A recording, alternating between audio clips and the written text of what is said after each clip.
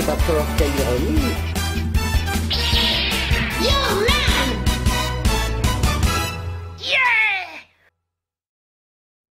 Heureux de vous retrouver sur Animusique pour ce nouveau numéro de La Voix des Héros. Le 32e, un numéro anniversaire que nous allons fêter aujourd'hui avec un grand comédien, la voix d'une multitude de personnages marquants, Philippe Auguste. Alexandre, William et moi-même sommes allés à sa rencontre et nous vous proposons maintenant de découvrir cet entretien qui sera entrecoupé, comme à chaque fois, des génériques et chansons qui ont jalonné sa carrière. Alors je n'ai plus qu'une chose à vous dire, bonne écoute.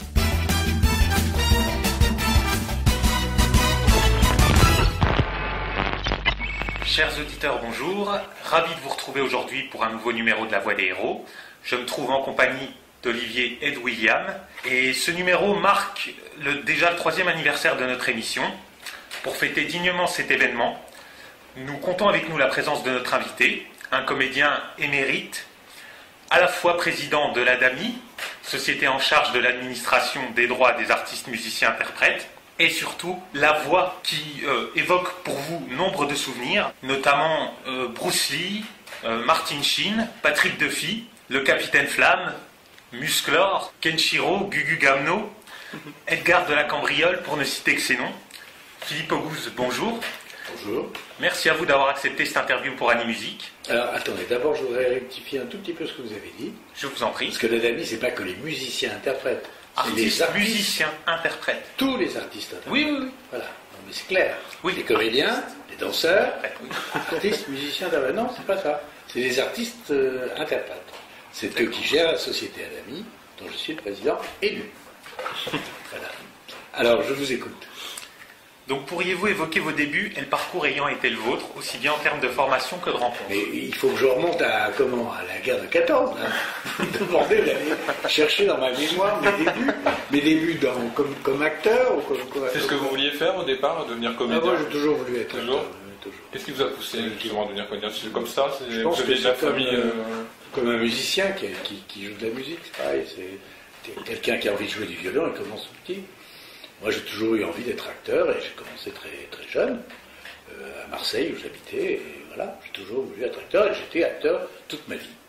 Je pense que vous avez dû avoir des choses qui vous ont poussé à ça quand même, peut-être des... Oui, mais alors c'est dans du théâtre que vous avez pu c'est voir. dans l'inconscient en tout cas. Ouais.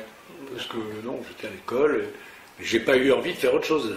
À mon âge, les mômes à l'époque, ils voulaient être conducteurs de chemin de fer, de locomotive en général. Moi, je voulais être acteur. Voilà. Et donc pour devenir acteur, vous avez fait une école? Oh là, oui, j'ai fait beaucoup de choses pour être acteur. D'abord, je suis monté de Marseille à Paris, et puis j'ai présenté le concours de la rue Blanche, ce qui vous dit rien aujourd'hui parce que ça n'existe plus, le centre de la rue Blanche.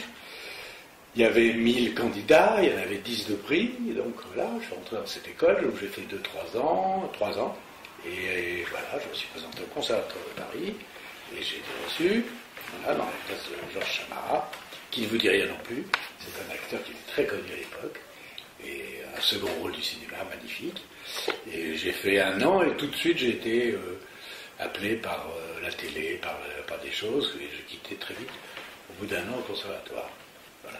D'accord. Votre objectif, c'était plutôt de faire du cinéma, du théâtre, de la... Mon but c'était non, je n'avais pas de but bien précis, tout s'est enchaîné très vite, et on m'a proposé surtout de faire de la télévision.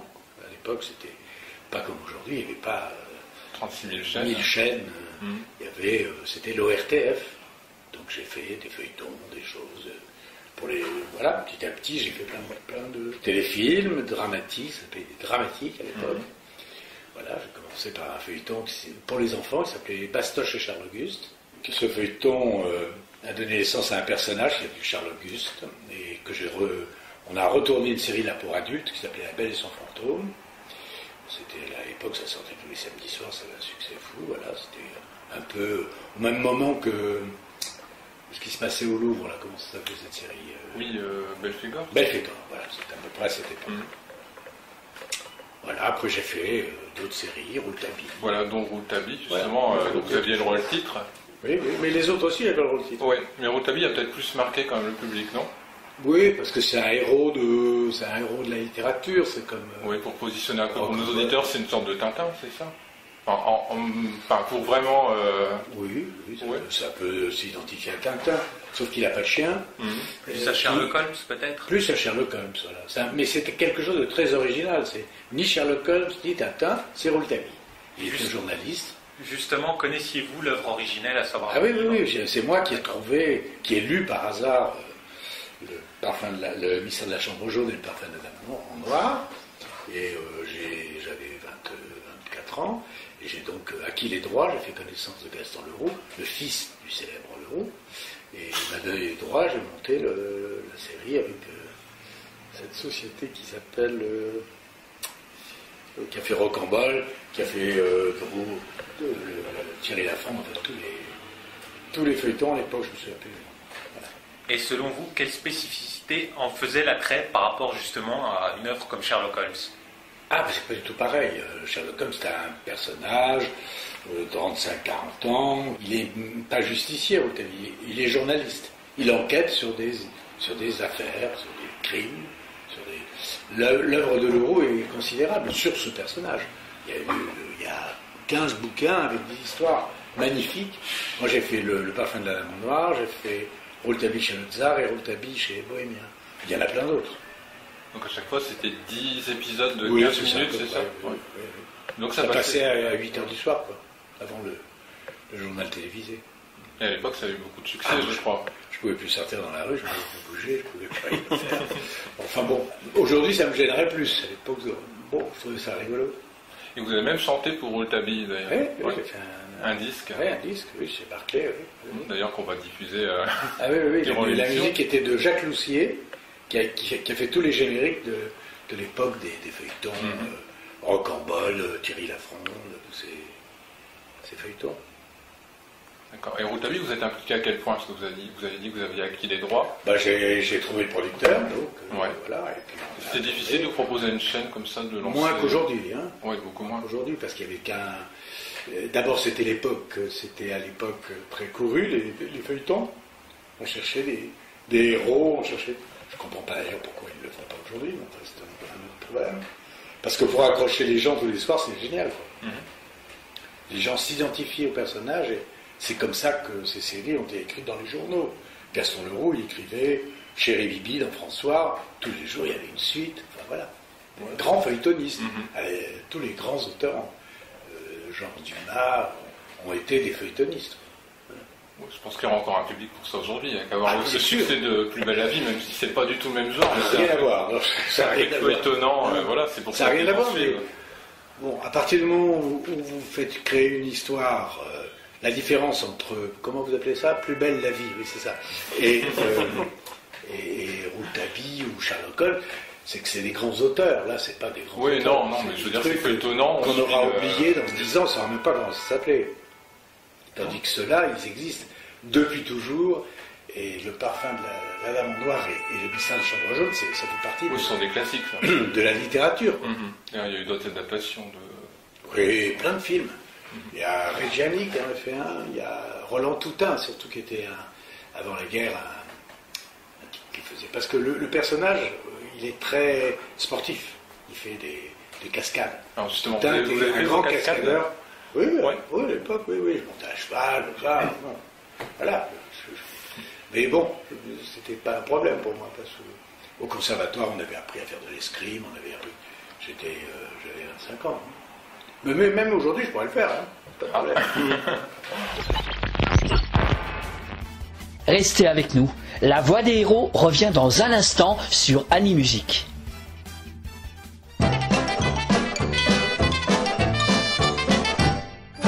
De Paris à Chicago, on le connaît.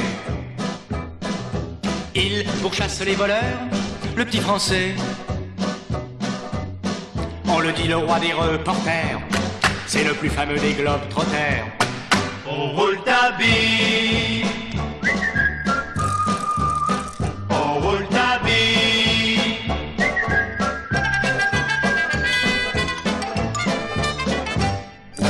Tout en haut de la tour Eiffel, il a grimpé pour sauver sa bien-aimée en grand danger. Poursuivi par de méchants bandits, dans un grand sac il les a tous mis. On roule ta bille, on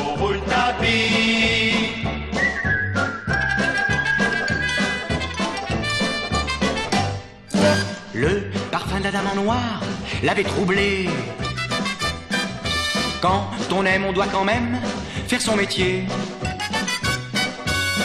Il s'érit du brave commissaire, il dénoua le sombre mystère. Au Rouletabille, au Rouletabille.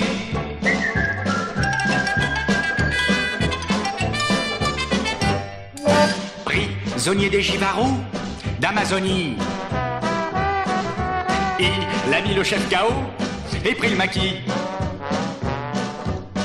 Il devint lieutenant chez les Cosaques et risqua sa tête chez les macaques. Au Rouletabille, au Rouletabille.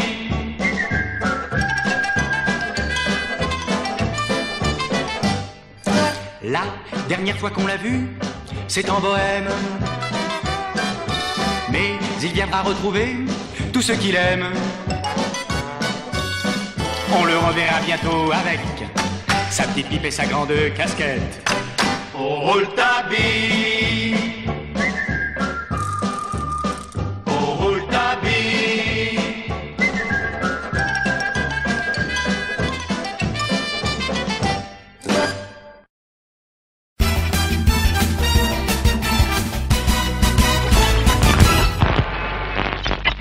Et en doublage, comment vous y êtes venu finalement? Bon, le doublage, ça fait partie, c'est comme la télévision, c'est comme je dis toujours, ça n'existe pas, le mot doubleur, ça n'existe pas.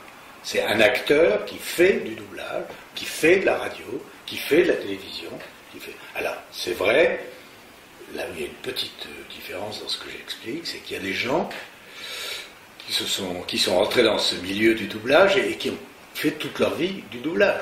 Ça, c'est leur problème, c'est pas le mien. Moi, j'ai pas fait du doublage toute ma vie, j'ai fait des films, des télévisions, du théâtre. Voilà, je dis toujours, tout ce que j'ai gagné dans le doublage, j'ai mis dans le théâtre en tant que producteur et metteur en scène, et j'ai perdu tout ce que j'avais gagné, quoi. Donc, voilà. Mais il y a des gens, moi aujourd'hui, ça a un peu changé. Mais à l'époque, il y avait des gens qui doublaient, qui faisaient que ça.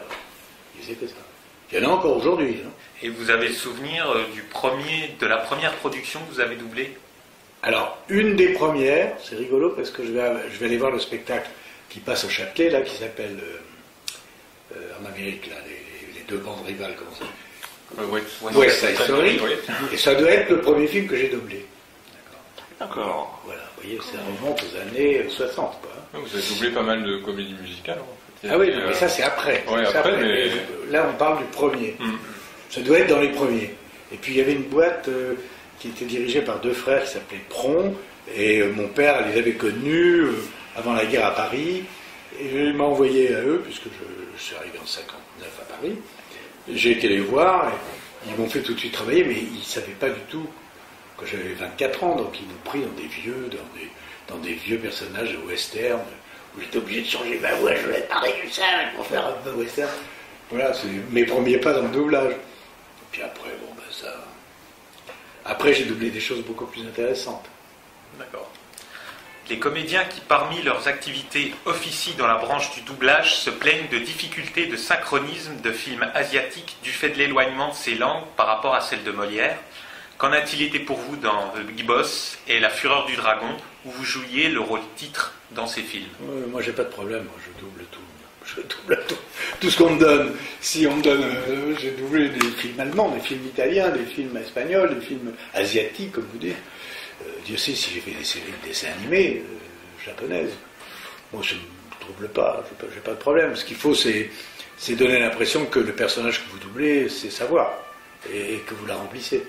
Alors si, effectivement, il y a une différence entre la langue italienne, qui est très volubile, très... bon, et puis peut-être l'allemand, qui est très pointu, et très guttural, ou le japonais, bon, ben là, on s'adapte. Vous savez, il y a des gens qui sont incapables de faire du doublage. Hein. Je connais des gens qui sont incapables de se doubler. Ce qui est plus difficile, ça m'est arrivé souvent, de me doubler, c'est déjà différent. Parce qu'on essaye de retrouver la façon dont on a joué. Le problème du doublage, c'est que où on double de grands acteurs, ou on double des acteurs qui ne sont pas bons. Hein, parce que ça arrive. Et on parle de grands acteurs qui sont souvent pas que grands, ils sont aussi mauvais. Il m'est arrivé de doubler des acteurs dans ma vie qui n'étaient pas géniaux, quoi, qui n'étaient pas terribles. Alors là j'ai essayé de les améliorer. Toute modestie gardée, mais bon, j'ai essayé d'être encore meilleur que d'habitude. Oui, de toute façon, d'ailleurs, c'est souvent un avantage parfois pour certains films, effectivement, puisque bon, le doublage améliore largement très souvent le rôle de certains comédiens. Oui, puis si vous voulez, il y a des films de série A, B, C, D, E, F, G, H, I, J, K, L. Il y a des très mauvais films qu'on double. Oui, aussi. Alors, bon, et je ne vous parle pas des séries, parce que moi j'avais décidé que je ne voulais pas faire de séries, vous savez, le genre de séries, reality, machin, nul, qui passe tous les jours. Je ne voulais pas en faire, j'en ai fait très très peu. Mais parce que c'est des trucs en série. C'est-à-dire on tourne une journée, il faut les doubler. Moi, ce que j'ai doublé, c'est plus quand même des acteurs, quoi. J'ai commencé à doubler. Quand j'ai commencé à doubler, très vite, j'ai doublé Dustin Hoffman dans Les Chiens de paille, dans Papillon, dans des choses comme ça. Bon, j'avais tout de suite un acteur qui était génial, lui, et qu'il fallait surtout, même pas améliorer, il fallait essayer d'être aussi bon qu'il l'était. D'être à la hauteur. D'être à la hauteur, exactement. Oui. Alors, ça ne dépend pas que de l'acteur, ça dépend du texte, ça dépend du studio, ça dépend de la personne qui vous dirige, ça dépend de beaucoup de choses. Parce qu'il n'y a pas que des grands directeurs d'acteurs, il n'y a pas que des grands studios, et il n'y a pas que de grands auteurs. Donc le doublage, c'est tout ce mélange. Au milieu des années 70, quand vous aviez doublé les 2 premiers films de Bruce Lee, qui étaient Big Boss et La Fureur de Vaincre, vu qu'à l'époque, c'était la première fois que l'on voyait au cinéma un héros chinois dans un film de genre encore jamais vu en France, qu'étaient les films de Kung Fu, quelle a été votre réaction en interprétant un héros chinois dans un film mettant en scène une culture et des mœurs radicalement différentes de la nôtre? C'était complètement... Pour moi, c'était le Moyen-Âge. Je ne comprenais pas. D'abord, ce genre de culte n'était pas encore en France, les films n'étaient pas sortis, donc c'était tout nouveau, quoi. Et le personnage, il se battait, quoi. Surtout, oui. Hein, il n'était pas acteur, lui. Au début, il était surtout... Son art de s'exprimer, c'était surtout dans la gestuelle. Voilà, dans la gestuelle. Or, nous, quand on double, même si on fait des mouvements, on ne se met pas à poil et on ne fait pas du kung-fu. Parfois, vous devez avoir envie de bouger avec l'image, non? Ah ben oui, c'est obligatoire. Mais voilà, bon, je me souviens effectivement avoir doublé les Bruce Lee, mais les Bruce Lee, j'ai compris après que je les avais doublés. Une fois que ça a pris des proportions démentes et qu'il est devenu une superstar. Quand je le faisais, je ne m'en rendais pas compte. Oui, vous ne pensiez pas du tout que ça allait faire un succès, que ça allait vraiment marcher, en fait. Non, on savait que c'était dans l'air, quoi. Bon, vous savez, il y a eu plein d'époques. Il y a eu une époque dans le cinéma... Pas la télévision n'était pas abordée par ça, mais il y a une époque où pendant 5 ans, on doublait que des films de cul, excusez-moi l'expression, mais c'est la vérité. Des films classés X. Il y en avait partout, dans tous les studios. Et nous, on arrivait, on déboulait là-dedans. Moi, j'avais doublé Dustin Hoffman ou Peter Fonda, ou des gens comme ça, puis d'un seul coup, je me retrouvais obligé de doubler. Très vite, moi, j'ai dit que j'ai fait autre chose, quoi. Ça ne m'intéressait pas trop, quoi. C'est vrai que ça fait bizarre d'entendre vos voix. Enfin, j'ai vu des extraits d'un film comme ça, avec Dominique Paturel qui... C'est étrange, quoi. Oui, mais alors, à notre décharge, on n'aurait jamais dû le faire. Mais à notre décharge, il faisait plus que ça, quoi. Il ne doublait que ces films-là, qui marchaient très fort. Il doublait plus, ça a duré 2-3 ans, hein. Il doublait plus rien d'autre, dans tout. On nous appelait, on savait même pas ce... J'arrivais là, moi, oui, c'est un film de cul. Voilà, non mais je savais même pas, quoi. Mais bon, il faut bien vivre de toute façon. Non, c'est une question de bien vivre. Je pense qu'on peut bien vivre sans faire n'importe quoi. Moi, aujourd'hui, je fais pas n'importe quoi. Et à l'époque, je faisais pas n'importe quoi non plus. Mais bon, quand vous avez l'habitude de travailler avec un studio, une société de doublage, c'est très difficile de leur dire, moi je veux bien faire ci, mais je veux pas faire ça. Mais parce que j'en ai fait des très bons avec ces gens-là. Avant cette période qui a duré 2-3 ans. Hein. Après, ça s'est arrêté parce que ça a été classé X. Et là, ça a été fini. Là, c'était des gens spécialisés qui doublaient ce genre de film. Mais moi, je me souviens de rigolades sur certains films avec des acteurs et des actrices, je ne veux pas dire leur nom, mais qui étaient là. Il y avait un film qui, sur l'écran, c'était vraiment des scènes érotiques, machin, de femmes qui étaient ensemble. Alors, il y avait 2 comédiennes qui étaient là, qui entre les boucles tricotaient, vous savez, de la broderie. Et alors, qu'est-ce que c'est? Ah ben ça va être à nous, ah oui. Alors elles se levaient, elles quittaient leur broderie, c'était des voix même magnifiques, mais c'était pas des actrices toutes jeunes, et elles se mettaient à la barre, ce qu'on appelle la barre, et elles disaient « Oh, pénètre-moi, pénètre-moi » Moi j'étais mort de rire, quoi. Je veux dire, c'est des souvenirs. Si j'écrivais un livre, j'écrivais là-dessus, parce que c'est vraiment marrant. Bon, puis c'est passé, la mode a changé, quoi.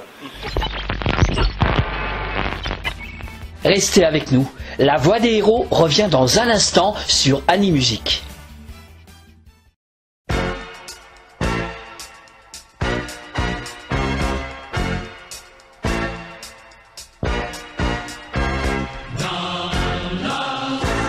Ton univers impitoyable,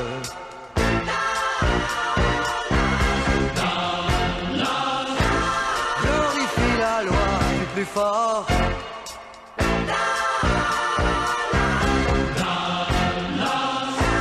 Et sous ton soleil implacable,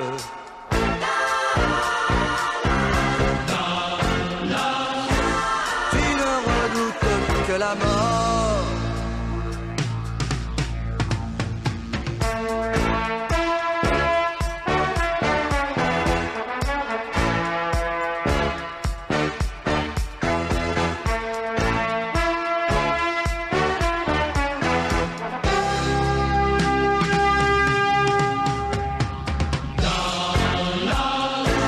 Patrie du dollar, du pétrole,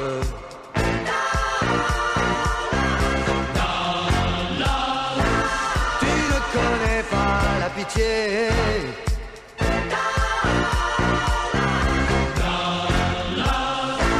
Le revolver est ton idole.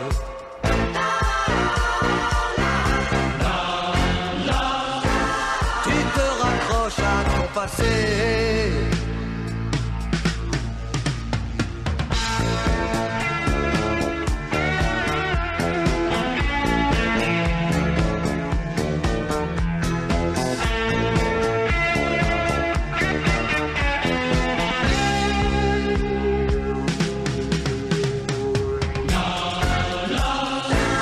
Malheureux celui qui n'a pas compris.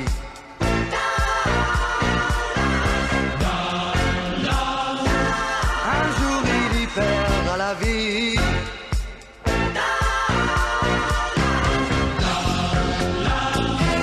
Ton univers impitoyable,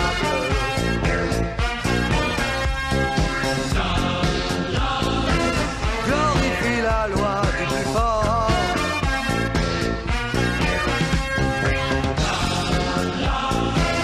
Malheureux celui qui n'a pas compris.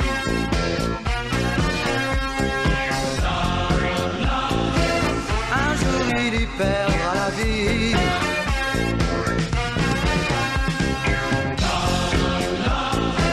Ton univers impitoyable,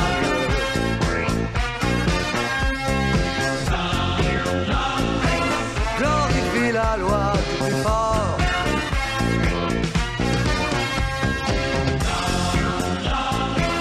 Malheur à celui qui n'a pas compris.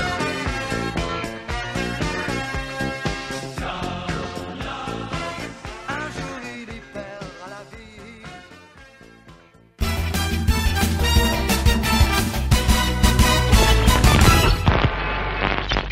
Alors parallèlement à ça, vous avez fait beaucoup de télévision aussi, dans des séries... Ah oui, oui, j'ai beaucoup tourné, J'ai fait beaucoup de téléfilms, de séries françaises, de machin, truc. Et puis en même temps, je faisais beaucoup de doublage. Et puis j'ai commencé à diriger. Oui. Alors là, je dirigeais pour une seule société qui a disparu aujourd'hui. Et cette société m'employait pratiquement 20 jours par mois, quoi. C'était la Sophie. C'est ça, exactement. Donc, je travaillais beaucoup pour elle. Et quand j'avais une pièce à jouer ou une pièce à mettre en scène, je disais au patron de cette société, bon, bah, écoute, là, je m'en vais de moi et me laisser partir pour préparer la pièce. Une fois que je l'ai jouée, je revenais. Voilà. C'était plus flexible que maintenant. Je pense que ça doit être plus difficile peut-être Ça, maintenant. Je pense que ça n'a rien à voir avec aujourd'hui. D'abord, c'était plus catalogué, je crois pas que ce soit comme ça aujourd'hui, cinéma, doublage, télévision. C'est très... les gens qui doublaient dans le cinéma, les acteurs, même les acteurs français qui doublaient, avaient presque de la... comment on appelle ça? Du mépris pour ceux qui faisaient de la télévision. Quoi, hein. C'était... ah oui, c'est de la télé. Aujourd'hui, il n'y a plus de différence. Bah non, maintenant, pratiquement. On les retrouve un peu partout. Il y a de très belles séries, il y a de moins bonnes séries, il y a de très bons films, il y a de très mauvais films. Est-ce qu'il faut sous-entendre que doubler des films, c'était presque un luxe à côté de ceux qui doublaient des séries télé? Non, pas des nuls, c'était pas ça, mais c'était pas le même. C'était déjà pas le même tarif. Déjà, on avait différencié les acteurs par des tarifs différents. Ce qui veut bien dire, le cinéma étant plus cher, enfin, oui, mieux payé que la télévision. Déjà, c'est n'importe quoi. Quand on donne sa voix à un acteur, on le donne pour un écran de cinéma. Aujourd'hui, ça a disparu, ça. Je pense pas que ça existe encore. Je n'en sais rien, hein. J'en sais beaucoup moins. Mais voilà, il y a toujours eu cette espèce de différence entre le cinéma et moi, quand je suis rentré dans le doublage, c'était extrêmement fermé. Hein. C'était pas évident pour rentrer là-dedans. C'était une chasse gardée. Les acteurs, bon, il ne fallait pas un passeport. Hein. Mais c'était difficile. Et je me souviens qu'il y avait des gens qui ont disparu aujourd'hui, qui sont devenus ensuite mes amis, Henri Djanik, Jean-Claude Michel, des gens magnifiques, des acteurs formidables, m'ont permis d'en faire, m'ont permis de rentrer. On rentrait comme ça, comme quand on rentre, je sais pas quand on rentre en religion, hein. C'est presque ça, quand on entre dans quelque chose qui est fermé. Moi je parle du passé, hein, je parle pas du présent. Hein. Il y a eu, avant la grande grève de 1994, et après la grève de 1994, il y a eu deux façons de faire du doublage en France. Hein. Voilà. Pourquoi? Parce qu'un jour, des artistes dont je faisais partie ne comprenaient pas pourquoi on ne leur donnait pas les droits sur leur voix et sur les produits qu'ils doublaient, puisque ça fait partie de l'acteur, sa voix. Ça s'appelle les droits voisins. On a les droits quand on fait la télé, on a les droits quand on fait du cinéma, il n'y a aucune raison qu'on n'ait pas de droits. Alors là, je ne vais pas vous raconter à vous, vous devez savoir tout ce qui s'est passé. Des gens qui ont continué à travailler, des gens qui ont travaillé en Belgique, des gens qui se sont tapés dessus. Bon, enfin voilà. Et puis surtout, c'est une grève qui, à l'époque, avait été très mal préparée, très mal foutue. Elle est venue à la suite du décès d'un acteur qu'on aimait tous. Il y a eu une émotion, tout le monde s'est mis en grève, puis après, pour arrêter une grève comme ça, c'est effrayant, quoi. Sans mettre au courant les gens du son, ça, j'ai toujours regretté que... Alors que c'était facile de mettre avec nous tout le monde. Puisqu'aujourd'hui, les gens du son, ils sont payés 3,50 francs. Les gens qui écrivent les lignes, ils sont payés 2,25 francs. Les acteurs dans certaines maisons sont très mal payés. On ne suit pas les conventions collectives. Enfin, il s'est passé plein de choses. Et puis il y a les gens normaux. Il n'y a pas que ce que je raconte. Depuis une dizaine d'années, je double surtout les gens que je double d'habitude, qui sont de 3 ou 4, Martin Sheen, ou je ne sais plus comment il s'appelle, un acteur canadien-anglais, un grand type que je double pas mal. Voilà, puis là, Dallas qui revient. Dallas revient, donc on est bien obligé de venir chercher Philippe Auguste, et Dominique Paturet, et Philippe Auguste, et les gens qui sont là. Voilà, on a fait sous certaines conditions, et puis tout s'est bien passé. En plus, la nouvelle série de Dallas est vraiment bien. Bien mieux que celle qu'on double. On en a doublé quand même 360 épisodes. Hein. Et cet acteur, je l'ai doublé 100 fois. Il y a eu notre belle famille. La belle famille, puis des téléfilms, des trucs. Il y a eu une vie. Et pratiquement, j'ai toujours doublé Patrick Fifi, quoi. Je crois avoir lu justement qu'il y a une exception, c'est sur un soap. Amour, gloire et beauté, apparemment. La première partie, je l'ai faite. Ouais, voilà, et comme ça a changé de société, ça a été chez un autre doubleur qui est un escroc. Et celui-là, il n'a pas voulu me payer ce que je lui demandais, que j'avais obtenu déjà sur la première. Je dis, je ne le fais pas, puis vous n'avez qu'à prendre quelqu'un d'autre. C'est Jean-François Auquier d'ailleurs. Voilà. Et donc ils ont pris quelqu'un d'autre, voilà, c'est très bien. Oui, d'ailleurs, je crois qu'il n'y a pas que vous qui avez été remercié, puis il y a d'autres voix qui ont été remplacées. C'est pas important. Ça m'a amusé parce que dernièrement, il y a quelqu'un qui m'a téléphoné pour faire le dernier film de ce qui a fait Tintin, comment il s'appelle? Steven Spielberg. Steven Spielberg. Il a fait un film, donc le type m'appelle, il dit, j'ai vraiment... c'est un acteur qui dirige et que j'aime beaucoup en plus, il dit, j'ai un personnage pour toi, je veux absolument que tu le fasses. Il demande un essai, est-ce que ça te gêne? Je m'en fous. Faire un essai, je le fais. Après, je vous raconterai l'histoire d'un autre essai. Et donc, et puis je sais pas, je lui dis, c'est où? Il me donne l'adresse du studio où on enregistrait justement ce saut que ce type avait refusé de me prendre. Ah, j'ai dit, mais je viens pas là. Comment tu viens pas? Ah non, je viens pas. Je ne viens pas travailler pour ce bonhomme. Même si c'est Spielberg, même si c'est... Spielberg, c'est le plus grand, il est plus grand. Ça me narre, je suis désolé, mais je viens pas. Ah bon, mais écoute, viens le faire. Il m'a rappelé 10 fois, 15 fois. Après, il me dit, mais si je te fais payer par le client, qui est américain, la société américaine, ah, bon, si tu veux, fais-moi payer par le client. Mais je ne veux pas être payé par ce mec-là, je ne veux pas entendre parler de ce type-là. Bon, très bien. Après, il me dit, ah ben, c'est pas possible. Mais moi, je peux te payer, me dit-il. Oui, ça va loin, hein. Celui qui fait la direction, qui est acteur. Moi, je dis, mais non, c'est pas possible. Tu oublies une chose, c'est que je suis président de l'Académie. J'essaie de faire respecter les droits des gens. Donc, c'est adorable parce que tu as envie de m'avoir, mais je ne l'ai pas fait. Non, ouais, c'est tout. Ils ont pris quelqu'un d'autre. C'est pas grave. Tout à l'heure, vous parliez de Martin Sheen. Vous n'avez pas doublé dans la série à la Maison Blanche? Non. Comment ça se fait? Je sais pas. On vous a pas appelé? Non, c'était après les grèves. Il s'est passé beaucoup de choses. Hein. Il y a eu beaucoup de... On avait peur de moi. Alors on disait, Philippe Auguste, c'est la faute, je sais pas, mettre une bombe, je sais pas. Qu'est-ce qu'il va faire dans le studio? Une bombe à la Maison Blanche. Très gentil, je suis très sympa. Bon, je me fais respecter, mais je suis très gentil. Puis alors, entre-temps, je suis devenu président de l'Académie. Alors, ça les a... Il y a des gens qui craignent, qui le craignent.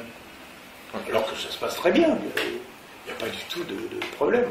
Moi, quand je suis sur un plateau, voilà, je suis acteur et je fais mon boulot. C'est dommage, ça vous aurait plu, c'est une excellente série. Oui, je l'ai vu. Ouais. J'étais hystérique, en plus, le type qui doublait Martin Sheen, il n'était pas bon. Ah oui, non, mais c'est tout, voilà. Restez avec nous. La voix des héros revient dans un instant sur Animusique.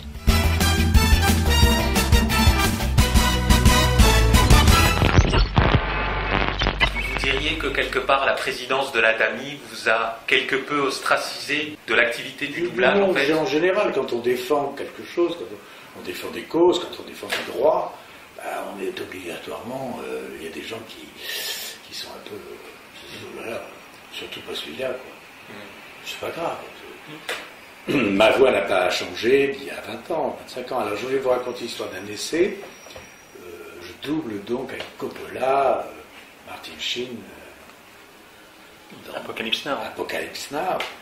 Et Coppola était sur le plateau, c'était un travail formidable avec lui. Et c'était Hens qui doublait, c'était un grand doubleur, un grand patron de doublage. Et donc on a fait ça en 3 semaines, un mois, Apocalypse Now. On faisait pas ça comme on fait aujourd'hui, en 2 jours. Et Coppola était là. Il y a quand même votre temps, quoi. Voilà. Donc j'ai fait le doublage. C'est un des plus grands doublages que j'ai fait, quoi. Donc le film sort très bien et tout. 20 ans plus tard, j'apprends qu'ils ont retouché le film, qu'ils ont fait des scènes supplémentaires, et qu'ils ont mis des scènes qu'ils avaient coupées, qu'il avait coupées, Coppola, qui remet dans le film, et qui refont tout le doublage, parce que la plupart des acteurs sont morts. Bon. J'apprends que c'est dans une société qui s'appelle Dubbing, et je demande le nom du type qui fait le film, et je dis, allô, bonjour, je sais que vous recommencez à faire le doublage d'Apocalypse Now, je m'appelle Philippe Auguste, j'ai vu Martin Sheen. Ah bon, vous n'êtes pas mort? Non, je suis pas mort. Je parle il y a quand même une dizaine d'années déjà. Hein. Il n'a pas dit ça. Ah bon, ah oui, c'est vrai. Ah, je croyais que vous n'étiez plus là. Mais si, je suis toujours là, oui. Mais pourquoi vous ne me proposez pas de doubler Martin Sheen? Vous entendez, ma voix est la même. Hein, j'ai pas du tout changé. Pas une voix de vieillard. Hein. Ah, il me dit oui, bon, ben oui. Est-ce que ça vous ennuierait de faire un essai? Ah, là, je dis, écoutez, j'ai fait le film avec Coppola, avec Hens, je vais réfléchir. Bon, je raccroche, je réfléchis, je me dis, oh, puis après tout, les sautons, ne soyons pas ridicules. Je leur rappelle, je dis, oui, d'accord, je fais un essai. Et le lendemain matin, je fais un essai, et c'est moi qui les ont choisis. Donc j'ai bien fait de de faire l'essai. Mais j'étais mortifié, parce qu'en même temps, j'avais fait le film, il fallait que je refasse l'essai. C'est n'importe quoi. Oui, surtout que c'est vrai, votre voix, elle a absolument pas bougé. Non. Ce soir, elle est un peu prise, parce qu'elle fait mauvais temps. En même temps, après avoir doublé un film pareil, le refaire 20 ans plus tard, on se demande si on va être capable de faire aussi bien qu'il y a 20 ans. On doute, c'est normal. Oui, pour la personne qui le double ou pour l'acteur? Non, je parle pour l'acteur. Non, parce que je savais il y a 20 ans, je savais que c'était un long monologue de Martin Sheen qui raconte toute son histoire. Je connais le film par cœur. Coppola, il a utilisé 3 acteurs pour arriver à Martin Sheen. Il y en a eu 2 qui ont été... Un qui est tombé malade, l'autre il a tourné pendant 2-3 mois avec lui, des acteurs connus. Et donc, je connais toute l'histoire. Et je savais, du début à la fin, j'ai pas eu besoin de revoir le film. En plus, c'est un film culte, de temps en temps, je me le passe, avec plutôt en version originale, donc il n'y a pas de problème. Non, j'avais pas de problème par rapport à ça, mais j'estimais que c'était pas bien. Voilà. Et vous avez mis combien de temps pour le redoubler par rapport à la version Une semaine. Une semaine, là, cette fois. Ben oui, aujourd'hui, il y a des rythmes, il faut que ça soit... Il faut que ça soit rentable. Le doublage, c'est nous qui l'avons inventé, c'est les Français qui ont inventé la bande rythmo et tout. Tout ça, ça s'est transformé. Maintenant, ça arrive à une vitesse très rapide sur des petits... On se double plus. Là, je viens de faire Dallas. J'ai vu Dominique une fois, quoi. On double plus ensemble. On se double, c'est l'usine. Pas bien. Non. Et pourtant, là, le doublage était vraiment formidable. C'est une fille qui s'appelle Barbara Tissier, qui était directrice de plateau. Elle est super douée. Je l'avais eue comme actrice dans une série, La Belle Famille. Magnifique actrice. Et je me suis entendu merveilleusement avec elle. Mais c'est pas la même chose qu'avant, quoi. D'accord. Et vous avez enregistré donc vos répliques séparément de vos autres camarades? Oui, alors après on écoutait, quand l'autre doublage était fait, on pouvait écouter pour voir le mixage, mais si c'était pas fait, je n'entendais que ma voix. Il y avait Emmanuel Garigeau qui faisait notamment Christopher, le rôle du fils de Bobby. Très bon, c'est des petits jeunes, ils sont super bons. Ouais, très bon. Evelyne Selena également, qui a été reprise pour l'occasion. Je la connais, mais je ne lui parle plus avant. Il y en a quelques-uns comme ça à qui je ne parle plus. D'accord. Mais très bonne actrice, magnifique actrice. Finalement, il n'y a que vous qui n'avez vraiment pas changé au niveau de votre voix, parce que c'est pas le cas, par exemple, de Dominique Paturel. Oui, quand j'ai entendu sa voix, ça m'a vraiment choqué. Mais bon, en même temps, après, on a 10 ans de différence. 10 à 15 ans de différence. Voilà, ça colle très bien encore. En dehors de cela, il a quand même aussi essayé de s'adapter à l'aptitude physique et visuelle de Larry Hagman. Il a très bien fait d'ailleurs. Voilà. Il l'a très bien fait d'ailleurs, mais c'est vrai que ça choque sur le coup. Mais cela dit, c'est pas mal parce que l'autre aussi il a vieilli, jusqu'à en mourir parce qu'il est mort. Mais il a vieilli, donc en même temps ça passe, parce qu'il a vieilli avec l'acteur. Au départ c'était moi qui devais faire JR. Oui. C'est vrai. On m'a fait passer des essais, je vois le truc, le patron de la société, je dis, pas du tout pour moi, ça, c'est pas pour quelqu'un d'autre.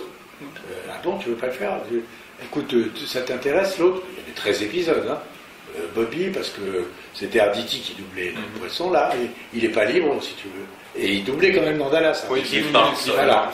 Et donc, je dis, pourquoi j'ai fait Bobby comme ça, par hasard, totalement par hasard. Et moi, il m'est arrivé toujours des choses par hasard. Je me suis présenté à la sélection, j'ai pas été élu.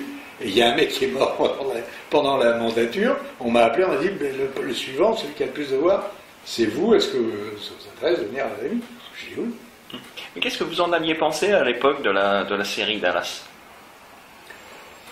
C'était un tel phénomène, hein, c'était phénoménal ce qui s'est passé avec Dallas, c'est que c'est le début des séries, c'est le vrai début des séries américaines, hein, et en même temps c'était fou, quoi. L'engouement était incroyable. On a fait un disque, on a fait même un feuilleton à la radio, on a fait plein de choses avec Dallas. Il y a eu un feuilleton à la radio. Oui, il y a eu un feuilleton sur RTL, oui. On a fait un feuilleton qui était écrit. Bon, on a doublé une trentaine d'épisodes, une cinquantaine, mais il y avait des thèses. Tout le monde parlait que de Dallas, du pétrole et machin. Rendez-vous compte que le mec qui a fait la musique, le patron de la... Mine de rien, la série, on pouvait en faire un sujet sociologique. Hein. C'est ce qui s'est passé. Et le mec qui dirigeait la société pour laquelle je bossais, Sophie, c'est lui qui a fait les paroles de la chanson. Il en a vendu 1,5 million d'exemplaires. Dallas, univers impitoyable. Je sais pas s'ils l'ont repris là, je sais qu'il y avait des Non, problèmes. pour l'instant c'est passé que sur la RTBF. Il en a été question qu'ils l'ont repris. Hein. C'est vrai, peut-être, qui sait. Ah oui, oui, il en était question. Ouais. Je sais qu'il y avait des histoires avec l'auteur, mais bon, parce qu'il y a deux musiques, Mais celle que connaisse tout le monde, c'est Dallas, univers impitoyable, et qu'il écrivait, c'est lui qui écrivait les textes de Dallas. Vous avez doublé des acteurs mondialement connus comme Martin Sheen ou Patrick Duffy. Avez-vous pu les rencontrer et dans quelles circonstances? Martin Sheen, jamais, Duffy, oui, je l'ai rencontré à Paris. Deux, trois fois. Ils sont venus ici, parce que c'était un énorme succès en Europe, ils sont venus. Notamment Il pour fait les un émissions 80, sur il fait presque 2 mètres, il est un mec splendide, avec des bottes, comme on appelle ça, là, des Santiago, en lézard, comme des mecs qui font du cheval. Sur le Texan. Le Texas, hein, le vrai Texan. Bobby, peut-être un peu moins que Larry Hagman. Larry Hagman, c'est vraiment le Texan, lui. Hein, mais bon, moi, on avait fait des émissions avec eux, c'était assez sympa. Restez avec nous. La voix des héros revient dans un instant sur Animusique.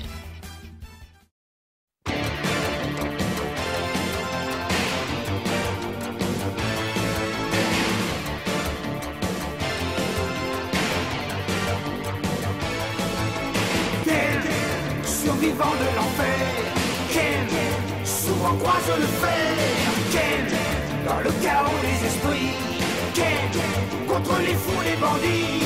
Ken, survivant de l'enfer. Ken, souvent croise le fer. Ken, dans le chaos des esprits. Ken, contre les fous, les bandits. Héros du futur, il fait respecter la loi. Il est l'héritier des plus grands maîtres chinois. Il n'a qu'un seul but, il n'a qu'un seul idéal. C'est combattre et détruire les forces du mal.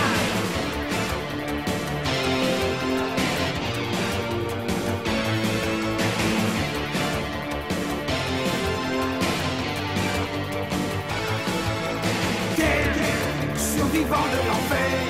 Ken, souvent croise le fer. Ken, dans le chaos des esprits. Ken, contre les fous, les bandits. Ken, survivant de l'enfer. Ken, souvent croise le fer. Ken, dans le chaos des esprits. Ken, contre les fous, les bandits. C'est avec Julien, sa fidèle compagne, qui fait régner la loi dans les villes et campagnes. De la bombe atomique, il est le survivant. Utilise sa force contre tous les méchants.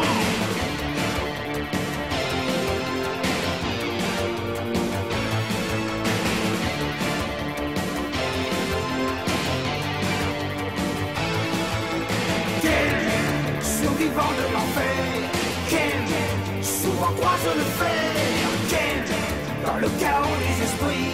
Ken, contre les fous, les bandits. Ken, survivant de l'enfer.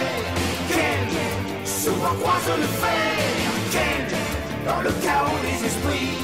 Ken, contre les fous, les bandits. Ken, survivant de l'enfer. Ken, souvent croise le fer. Ken, dans le chaos des esprits.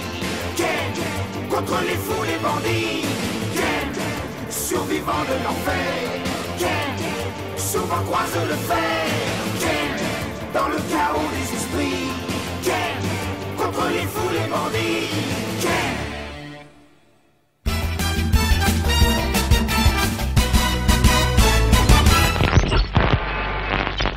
Il y a des gens qui travaillent et qui font des critiques sur ce qu'ils doublent. Moi, à partir du moment où je fais quelque chose, ben, je le fais, quoi. Hein, quand est arrivée l'histoire dont vous allez sûrement me poser une question, de Ken le survivant? Qu'est-ce qui s'est passé pour Vous êtes visionnaire. Ken le survivant, c'était simple, c'était une série de merde. Franchement, hein, c'était acheté dans des boîtes au kilo, par abbé. Là, ça se discute quand même. J'avais oublié. Par abbé, ils achetaient ça pour le passer dans le truc de Dorothée. Bien. Le CSA s'empare du truc, il voit un épisode et il dit mais c'est pas possible. Il y a des croix gammées dans les épisodes, c'est un truc facho, c'est un truc fasciste. Ou vous coupez les croix gammées, hein, ou ça ne passe plus sur l'antenne. Il commence à couper et tout ça. Nous on en avait doublé 4-5, j'appelle le patron du doublage, toujours le même, de la Sophie, je lui dis tu sais, nous on trouve ça assez facho. les textes qui sont écrits, parce qu'évidemment, ils écrivaient les textes que les voix japonaises, ils ne faisaient pas d'adaptation, évidemment. Donc c'était limite. Nous, on veut bien continuer, sinon on arrête. On veut bien continuer si c'est nous qui faisons le texte, quoi. Parce qu'on avait l'habitude de ça. Et voilà. Alors, il m'a dit, bon, ben, je fais une adaptation et vous faites ce que vous voulez dessus. Donc évidemment, on a commencé, et le mot est juste à déconner. C'est-à-dire, on joue, flux, tous les trucs de Ken le survivant. Et ça a eu un succès monstrueux, ce truc-là. Et je pense que ce que nous avons fait partie du succès de Ken le survivant. Parce que sinon, ça aurait moyennement marché. La plupart du temps, vous faisiez de l'impro. Hein? La plupart du temps, vous faisiez de l'impro sur cette série, en fait.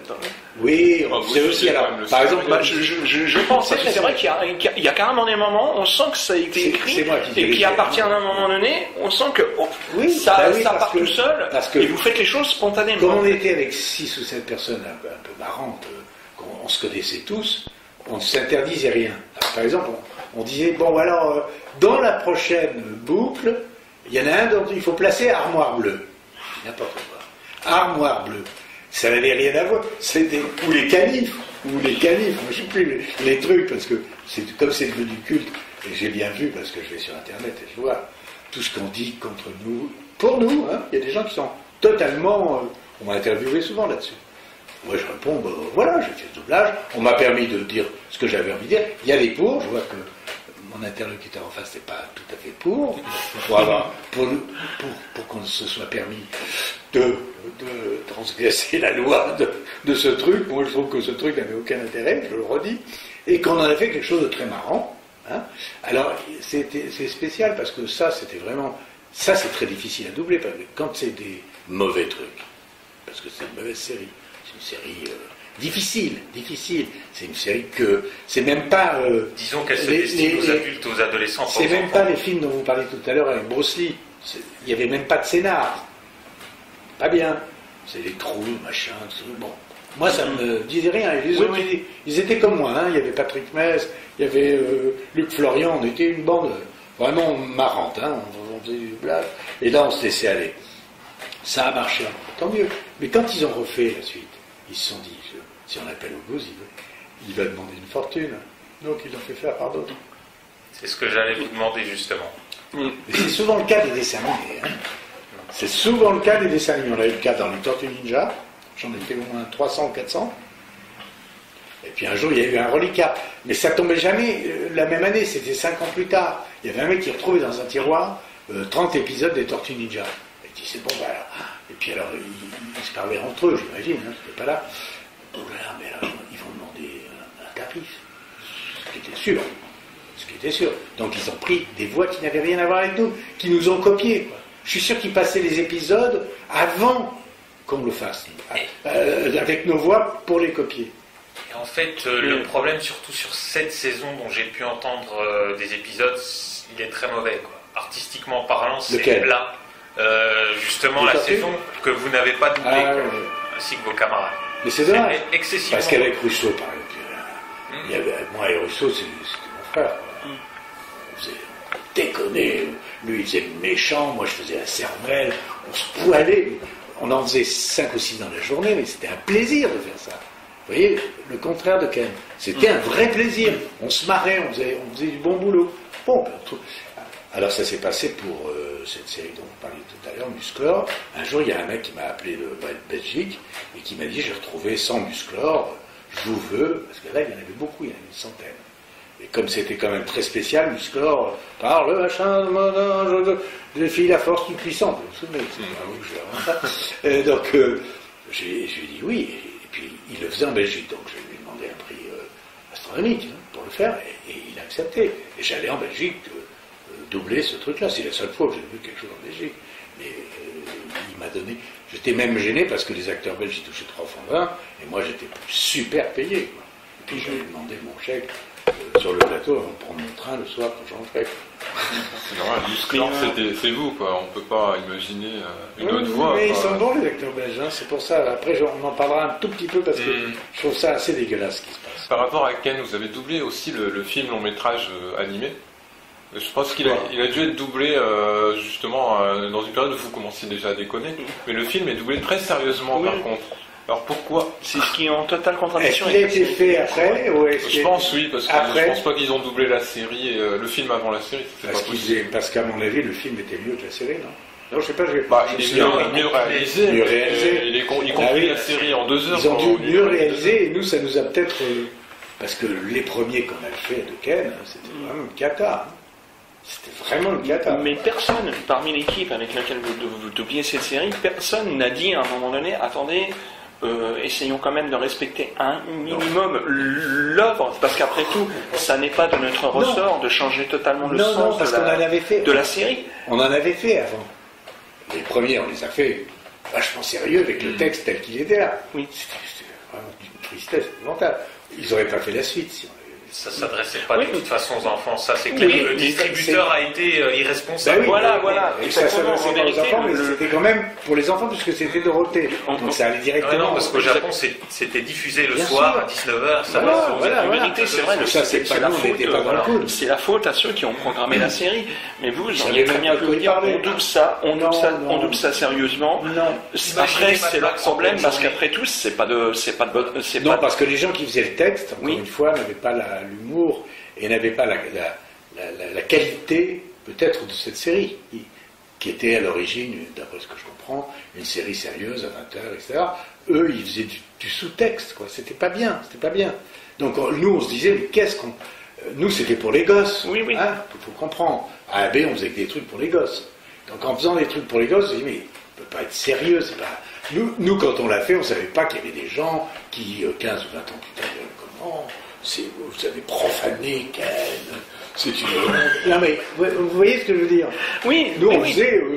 quand j'ai fait Tintin, voilà, j'ai fait la voix de Tintin. Bon, ben, Hergé a fait les dessins de Tintin sur ma voix. Les dessins n'étaient pas faits, parce qu'il voulait le faire sur... Bon, ben, c'était formidable. On a respecté parce que Tintin, c'est Tintin. Parce que... Ce qui n'empêche pas de dire que Tintin au Congo c'est raciste ou que j'ai pas de problème par rapport à ça. Personne Tintin, là-dessus, oui. Je suis fan, quoi. Voilà. Par contre, il n'y avait pas de croix gammée dans Ken le Survivant. Vous devez probablement confondre avec une autre série que vous avez dirigée toujours pour AB, qui s'appelait Muscleman, où là effectivement il y avait un personnage très ambigu qui était le CSA est intervenu pour faire arrêter Ken le Survivant. Le problème, à cause des croix gammées. En fait, des personnages qui explosent, des têtes qui éclatent. Non, les croix gammées, ils ont tout de suite. À l'époque, je sais qu'on a reçu de la Sophie a reçu un avertissement, quoi. Non, mais je crois vraiment que c'est pour Muscleman, parce que Dorothée était même passée au journal de 20h. C'était une série de combat de catch. C'était du catch. Vous avez dû diriger au moins, ce doublage-là. En fait, je pense sincèrement que le vrai problème de tout ça, c'est que vous avez vu les croix gammées, mais en vérité, c'était pas des croix gammées, c'était la swastika dans le sens original hindou. C'est bouddhiste, je veux dire bouddhiste. Le problème, c'est que effectivement, on a balancé un dessin animé comme ça qui vient d'un pays où la culture est radicalement différente.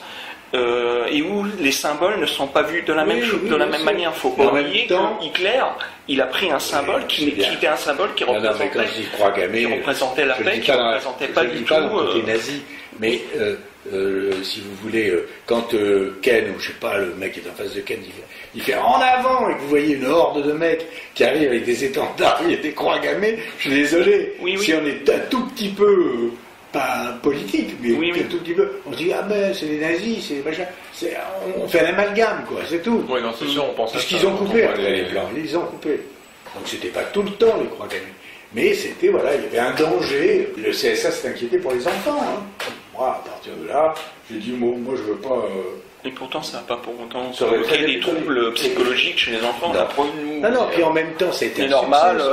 Cette série, elle était un succès, même si je vois. C'est vrai. Je vois quelqu'un qui est d'accord. J'ai un coach qui me fait faire de la gym, mais pour lui, je suis Ken. Et il adore Ken. Il arrive, il est là, il est champion de karaté, magnifique et tout. Fabio, il arrive et il dit « Ça va Ken ?» Il faut même le cri, quoi. Bon, donc c'est que ça. Et puis il regarde les épisodes sur la chaîne où ça passe, je touche pas un centime, et il me dit « Oh, les gens, j'entends les épisodes c'est pas ta voix, quel cata. C'est lui qui dit Philippe ça. Valmont, ouais. Il dit quelle angoisse. Donc, lui, en tant que public, ça marche Disons pas. qu'en fait, il a donné une interprétation assez distancière du personnage. C'est vrai que dans l'absolu, Ken ne parle pas beaucoup, mais je préfère votre interprétation dans les phases où vous étiez sérieux, j'entends pas là. Vous n'étiez pas bourré. Justement, j'étais pas loin de le demander, parce que par moment, Non, parce que voilà, et on prenait je dirais pas que c'était une bonne petite bouffe, Et on parce que prenait vous pas avez de pris un petit coup, vous avez dit, allez les mecs, on va y aller, on va se Il y avait lâcher. sûrement un peu de ça. C'est pas péjoratif hein, Non, quand je dis bien ça. sûr. hein. Mais vous voyez, par exemple, moi j'étais sur un site où il n'y a que des dessins animés, voilà, Capitaine Flamme, tous ces trucs-là, et en dessous, alors en haut on met, c'est peut-être, je sais pas si c'est, non, c'est une boîte qui fait des DVD de dessins animés, parce que là-dedans il y a aussi un ménage à faire, hein, parce que alors là, comme dans le genre Escoquitos, il y en a un pactole. Et en haut il y a marqué, vous n'avez pas le droit d'injurier les gens dont vous parlez. Puis en dessous, il y a 3000 personnes qui s'appellent Petit Louis, Petit Castor enflammé, Belle-Sœur enrhumée, mais jamais leur nom, parce que c'est un courage incroyable, ces gens-là. Et là, ils germent. Au goût d'un salaud, il n'aurait jamais dû doubler Ken comme ça, quel empaffé, quel enfoiré. Moi, je découvre, j'étais là, je regarde le truc, c'est pas bien. Alors, il y en avait qui disaient que c'était vachement bien. La colère me prend, j'envoie un mail à cette société, je dis, écoutez, je vous donne 24 heures pour enlever tout ce qui a décrit sur moi, qui porte atteinte à ma vie privée, à moi, quoi. Le lendemain, tout avait disparu. Parce que j'avais signé président de l'ADAMI. Évidemment, il faut être, quoi. Restez avec nous. La voix des héros revient dans un instant sur Animusique.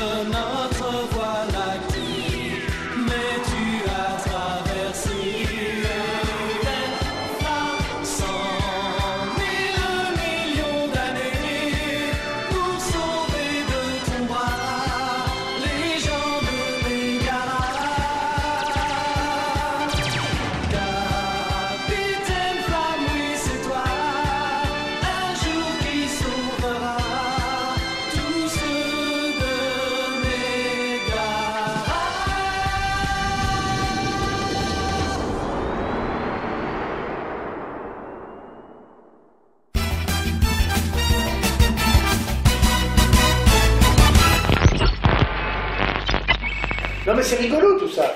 Bon voilà, après coup, je me rends compte que quand même, quand je fais quelque chose et puis qu'il y a un caméraman qui est là, qui tourne et tout, il entend ma voix. Mais vous avez fait du doublage. Mais vous ne saviez pas la voix. Et là je vois son visage du capitaine Flamme. Et là je vois Le mec, il est complètement suivi, parce qu'il a reçu ça quand il était môme. Et c'est Capitaine Flamme le plus... de tout ce que j'ai fait, il n'y a pas photo. Alors que... Donc justement, Capitaine Flamme, est-ce que vous pourriez nous en parler un petit peu? J'ai pas beaucoup de souvenirs. Je sais que j'étais avec Sylvie Fête. Il y a eu une société qui avait une radio, ou je sais pas qui, sur le net, qui a voulu m'interroger, c'est pas vous. Non, non, c'est pas nous. Ils ont fait un truc avec un site dédié au Capitaine Flamme, je pense. Voilà. Avec Sylvie Fête qui faisait ma femme, etc. Mais bon, je vois toujours Sylvie qui est administratrice de l'AMI, et c'est un plaisir. J'ai pas de souvenirs particuliers. Hein. Ça, je pense que vous avez dû apprécier. C'était déjà c'est adapté de romans. On a fait un disque, hein, aussi. Oui, une histoire inédite, effectivement, un transporteur. Pâté, je sais bien. Non, mais ça c'était. Le texte était bien. Bon, c'était très américain. Hein. C'était Michel Pudin à la c'est les scénarios qui étaient américains, oui, mais le dessin animé en lui-même était japonais. Oui, mais c'était américain. Voilà, mais c'est vrai que l'histoire à l'origine, c'est écrit par un américain. Voilà, c'était très. Oui, complètement. Cocorico. Cocorico en américain. Cocorico. Par Edmond Hamilton. Et puis il y a eu des trucs, alors je me souviens très très bien, qui étaient des conneries monumentales, mais j'ai adoré le faire, c'est Gugu Gallo. Voilà, j'allais vous en parler. Gugu Gallo, ça pour moi c'est un truc, j'en souviendrai toute ma vie, parce que j'adore faire la poule, et que je me suis poilé à faire ça. Vous allez nous faire la poule. Bon, je continue à le faire, mais c'était génial, parce que c'était, bon, ça aussi c'était au poids, mais je me suis régalé à faire ça. J'ai un souvenir. Là, vous pouviez vous lâcher complètement. Les gens qui étaient dans le studio, ils étaient tous écroulés. Hein. Écroulés de rire. Oui, je me lâchais complètement. En plus, c'est une série très marrante. Puis après, je me suis lâché dans les séries qu'Abbé faisait avec. Je faisais le type à la rose. Oui, bah justement, vous allez vous dire, l'homme masqué, Sailor Moon. Ma femme, c'est Agnès Grimm. Elle faisait. Sailor Jupiter. Oui. Et puis ma fille faisait Virginie, faisait aussi un personnage. Mais là, par contre, pourquoi est-ce que vous êtes lâché sur cette série? Parce qu'il n'y avait rien de... Enfin, c'était gentil, quoi. Sur laquelle? Sur Sailor Moon. Mais je dis rien. Non, vous lâchiez comme ma pupus, Ah oui. Ouais. Ah oui, Parce que c'était tout romantique. Parce qu'on ne se refait pas. Moi, je suis un comique. Par contre, dans la série Paul le Pêcheur, je ne sais pas si vous vous souvenez de Paul le Pêcheur. Oui, très bien. Là, la série, j'avoue, moi je la trouvais très chiante, cette série. Oui. J'étais content de vous avoir parce que là, au moins, c'était l'attrait de l'épisode, c'était qu'est-ce qui va nous sortir aujourd'hui comme connerie. Mais vous savez, c'était une époque, tout ça, où on faisait, l'époque de la 5, où il y a eu un afflux de produits. Moi, je me souviens, on commençait à faire du doublage à 9h du matin, et on finissait à minuit, quoi. On faisait que ça. C'était complètement insensé, quoi. Parce que Berlusconi, le célèbre singe, là, il avait la 5 et il avait besoin, c'était tout neuf, il avait besoin de matos, quoi. Paul le Pêcheur, c'était pour Abbé, en fait, parce qu'ils avaient mis la main sur la 5. Pour la 5. Et Chourato, est-ce que vous en souvenez? Oui, je me souviens. Je ne peux pas vous dire comment il était, mais Chourato, je me souviens, oui, très bien. Oui. Moi, j'ai eu beaucoup de plaisir à faire il n'y a pas longtemps, il y a une dizaine d'années, Edgar de la Cambriole. Oui, voilà. Que j'avais fait avant. Dans les années 80, voilà. Et j'ai refait le doublage, j'ai essayé de retrouver des acteurs, parce qu'il y avait plus Lax. On était une équipe pour les dessins animés. Il y avait Lax, Carrel, Hernandez, on était très soudés. On arrivait à 9h, à 9h05, on commençait à faire les andouilles. Hein. C'est pas évident, hein. Surtout qu'on avait déjà 50 piges. Et voilà. Donc on arrivait, on était tout de suite opérationnel. Et c'est ce qu'on nous demandait en même temps. Hein. Parce que ça y allait, on faisait les Tortues Ninja, je pense, on faisait 2 le matin de l'après-midi. C'était un boulot de chien. Alors, on gagnait beaucoup d'argent. Hein. Je ne dis pas qu'on ne gagnait pas d'argent. On en a gagné. Hein, ça, c'est sûr. Mais c'était trop, quoi. C'était trop. On n'arrêtait pas. Ça a duré, la 5, pendant 4-5 ans, comme ça. Moi, je me souviens qu'on faisait... Et là, ça pêchait sur la qualité, quoi. Parce qu'on ne pouvait pas tout bien faire. Oui, il y avait certaines séries qui étaient bien, d'autres moins bien. J'ai fait des séries comme Chips, par exemple. Là, vous avez pris à partir de la saison 2. Voilà, j'ai repris des trucs comme ça. Mais là, on en faisait un matin à l'après-midi, c'est complètement fou. Il fallait faire un épisode par jour. Déjà, c'était 50 minutes. Voilà, puis j'ai fait d'autres séries que j'ai adorées. Seinfeld, par exemple, c'est une série que j'adore. Qui a cartonné aux États-Unis, mais en France, c'est pas très connu. Ouais, mais c'était magnifique. Ils ont tous essayé de la copier. José Paul, en plus, c'est un personnage absolument incroyable. Voilà, il y a des séries que j'ai faites que j'aime beaucoup, hein. Comme j'aime bien Dallas, encore une fois. Hein. Je n'ai pas de problème déontologique. Je ne lirai pas Dallas dans un livre. Évidemment, c'est pas ma tasse de thé, c'est pas ma culture, mais ça me fait marrer, ça me fait rire. Je suis pas con. Pour revenir sur Edgar, est-ce que vous connaissez les origines du personnage? Son nom original. Je sais qu'il y a de grands réalisateurs, un grand réalisateur qui fait des... Oh, il y en a eu même. Oui, il y a Miyazaki qui a fait le... J'ai fait des films de Edgar. Le château de Cagliostro. Voilà, c'est ça. Château de Cagliostro, vous aviez doublé, voilà, 2 fois. Oui. Originellement sous le nom de Vidocq. Oui, ça je ne me souvenais pas, mais j'ai toutes les cassettes, parce que je les ai achetées. Parce que le type, là aussi, c'était un escroc. Il a vendu toute son affaire, le type, là, il avait Edgar de la Cambriole, il devait le connaître.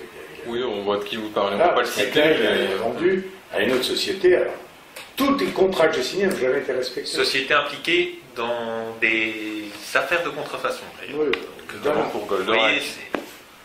Il est mort, Daniel Gall. Oui. Et d'ailleurs, justement, il fut le premier invité de notre émission. Vous qui avez connu Daniel Gall, quel souvenir gardez-vous de lui et qu'avez-vous apprécié en sa personne? C'était un type très généreux, qui s'est battu pour les acteurs, qui s'est battu pour les artistes, qui a fait beaucoup de travail syndical, qui s'est coupé, cassé partout, justement, en défendant le doublage. Et j'ai beaucoup de reconnaissance pour Daniel. Il s'est dévoué corps et âme, enfin pas corps et âme en tout cas, pour essayer de sauver le doublage, de sauver tout ça. C'est un type très droit, très honnête. En plus, c'est un bon acteur, hein. C'est un très bon acteur. Moi, j'ai de très bons souvenirs de Daniel. Restez avec nous. La voix des héros revient dans un instant sur Animusique.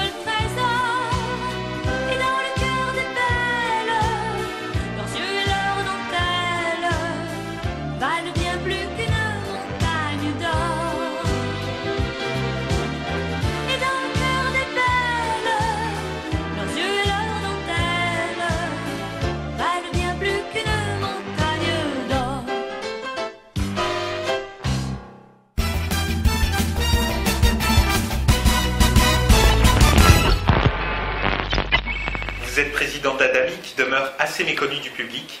Pourriez-vous présenter cette société et les difficultés auxquelles celle-ci peut se heurter? Il y a 5 ou 6 sociétés, comme on l'a mis. Il y a SSM, pour les éditeurs et les auteurs de paroles, de chansons. Il y a l'ADAMI pour les artistes-interprètes. La Spedidam pour les artistes musiciens. La SACD pour les auteurs. La SCAM pour les auteurs de télévision. Voilà, en gros, c'est des sociétés qui représentent le monde artistique. Nous, où on a beaucoup de problèmes, c'est parce que ce que vous êtes en train d'enregistrer, vous le passez sur le net, et que nous, sur Internet, on ne touche rien, on ne touche pas de droit. Et que ça fait des années qu'on réclame, avec des missions gouvernementales, machin. Là, c'est la mission Lescure, bon, on a été reçu. J'ai espoir qu'il y ait une loi qui passe, mais c'est pas normal, quoi, que les gens soient exploités. Quand je vois sur Internet Capitaine Flamme avec ma voix, ça me rend hystérique. D'autant que peut-être vous l'ignorez, mais Capitaine Flamme figure parmi les meilleures ventes d'animation japonaise. Ça a été exploité entre 1999 et 2006, puisque depuis il y a eu une affaire de contrefaçon. Ça demeure un carton, quoi. Mais sur Internet en France? Non, mais je veux dire en vente DVD, quoi. Vente VHS et DVD, quoi. Ah oui, mais ça, là, on touche pas de droit. Là. Sur les produits américains et sur les produits japonais, on touche pas de droit. Ça, c'est scandaleux, c'est comme ça. Et je pense que si j'avais touché des droits sur les choses que j'ai faites, je serais dans mon lit. On aurait plus de mal à venir vous voir. Si, vous savez, il y a là-bas, ils ont invité. En rapport justement avec vos développements, au moment où le projet de loi portant création de l'ADOPI allait être examiné en première lecture à l'Assemblée nationale, l'ADAMI a manifesté sa réprobation à l'égard du dit projet de loi. Quelles en ont été les raisons? Parce que c'était trop... les punitions étaient trop terribles. On ne pouvait pas accepter les punitions de l'ADOPI. Enlever, de quel droit on enlève... on est tout à fait pour que ça soit réglementé. Hein. Les pirates, nous, on n'aime pas ça. Mais bon, pas de cette façon-là. Pas aller chez les gens, les mettre en tôle, parce que tout ça, c'était pas notre truc. Quoi. Donc on a été réservé.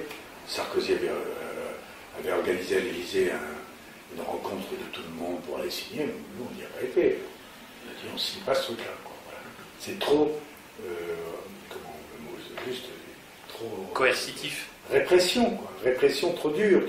Pas du tout analysée. D'ailleurs, la preuve, vous en voyez beaucoup des gens qui sont arrêtés, vous, pour faire de la contrefaçon. Je crois qu'il y en a eu un pour la DOPI, c'est tout.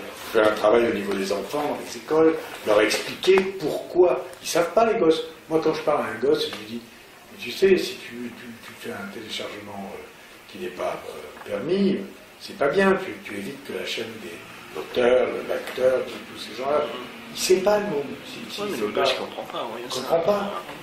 Oui, pour lui, c'est normal, il est né avec ça en plus. Oui, bien sûr. Et puis on n'arrête pas de dire que c'est le truc de demain, d'aujourd'hui. On a tous des iPhones, des iPads, voilà, bon.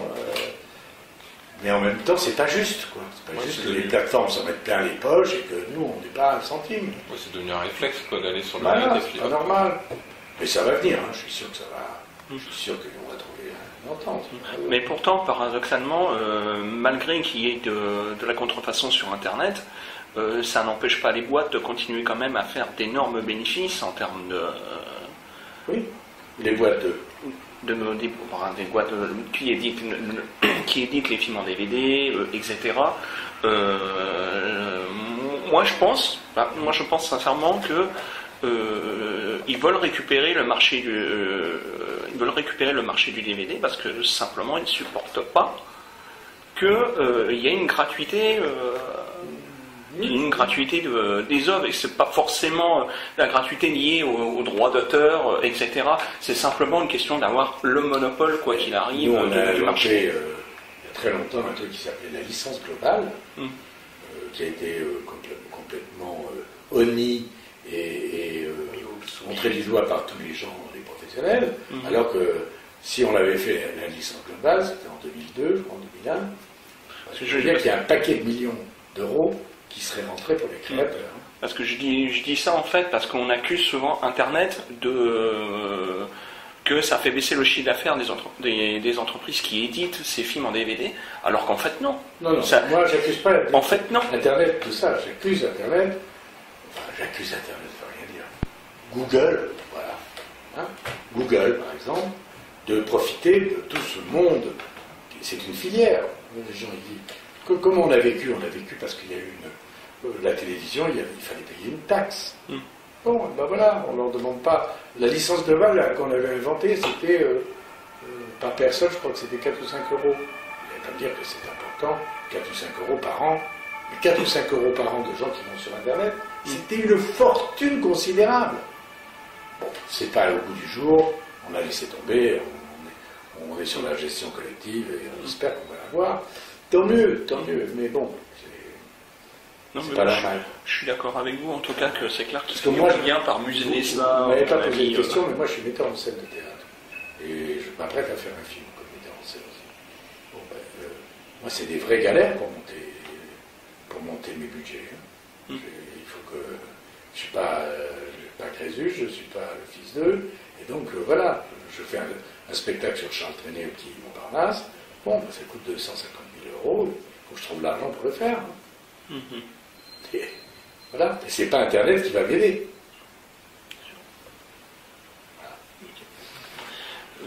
On a évoqué tout à l'heure les comédies musicales, vous en avez doublé plusieurs, parce que vous avez la voix de John Travolta. Est-ce que vous avez des souvenirs sur ces doublages? Grease, non, c'était. Il y avait aussi La fièvre du samedi soir. Ouais, mais ça c'était un bide monstrueux. Ça, j'ai pas doublé. Ça, tu l'avais pas fait là? Non, pas La fièvre du samedi soir, la suite. La suite. Grease, je crois, vous doublez. Ouais. La suite qui a été un bide. Ouais. Non, pour moi c'est un film quand même. Puis il n'était pas terrible, je trouve qu'il n'est pas terrible. Je ne trouve pas que ce soit un immense acteur. Moi, je ne double plus. Alors. Mais il est, bon, en plus, il fait partie d'une secte et tout ça. Ça m'empêcherait pas de le doubler parce qu'il fait partie d'une secte. Hein. Mais c'est pas bien. Quoi.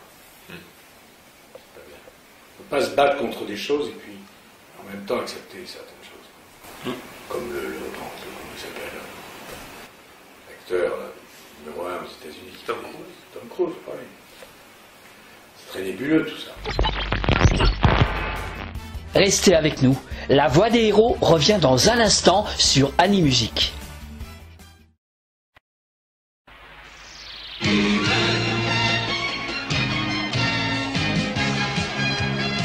Je suis Adam, prince d'Eternia, défenseur du secret du château des ombres. Lui, c'est Kringer, mon tigre domestique. Mon secret, c'est de posséder une force fabuleuse depuis le jour où j'ai levé mon glaive magique en criant « Par le pouvoir du crâne ancestral !» Je détiens la force toute puissante.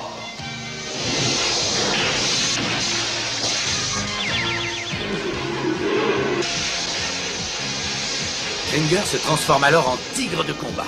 Et moi, je deviens Musclor, l'homme le plus fort qui ait existé jusqu'ici. Les seuls à connaître mon secret sont la sorcière, le maître d'armes et Orko. Ils m'aident tous les trois à défendre le château des ombres contre les forces du mal.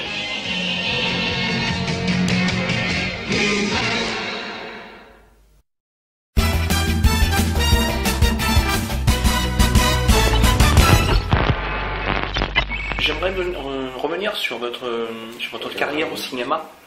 Vous avez été dans le film Trop c'est trop en 1975, qui avait un casting réunissant beaucoup de célébrités comme Georges Belair, Chantal Goya, Darrico, Les Charlots, Daniel Gélin, Jean Carmet, Pierre Richard et même le réalisateur Yves Robert.